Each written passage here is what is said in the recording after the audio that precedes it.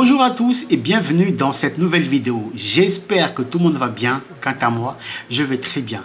Pour les amoureux de la Formule 1, vous êtes au bon endroit et pour les autres, restez avec nous. Je suis sûr que vous allez aimer le concept.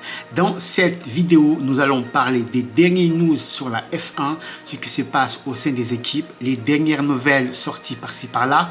Enfin bref, tout ce qui peut nous intéresser.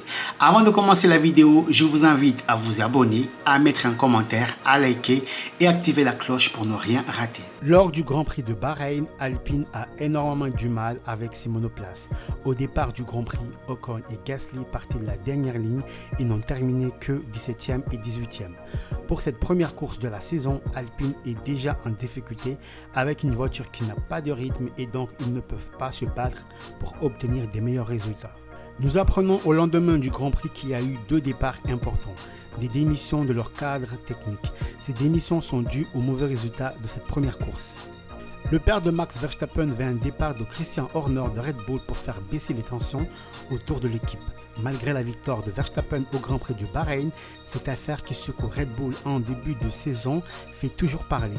Même si Christian Horner a été blanchi après qu'on lui ait reproché d'avoir eu un comportement inapproprié, selon une employée de Red Bull, l'affaire fait toujours parler. Jos Verstappen prend la parole et souhaite le départ de Horner. Je cite: « Tant qu'il restera en place, il y aura des tensions ici. » Cela nous amène à une rumeur qui est venue de nulle part.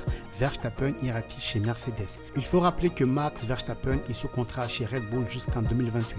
À l'heure actuelle, rien n'indique une volonté de départ de Verstappen chez Mercedes et surtout que la Red Bull fonctionne extrêmement bien. Cependant, lorsqu'on a posé la question à Toto Wolff, il a déclaré ceci: « Rien n'est impossible ». Après le transfert du siècle d'Hamilton chez Ferrari, va-t-on assister au transfert de l'année?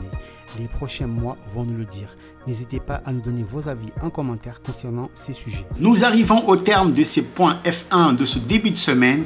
Nous allons nous retrouver chaque mercredi pour évoquer l'actualité. Merci de vous abonner, de laisser un commentaire, mettre un like et d'activer la cloche pour ne rien rater.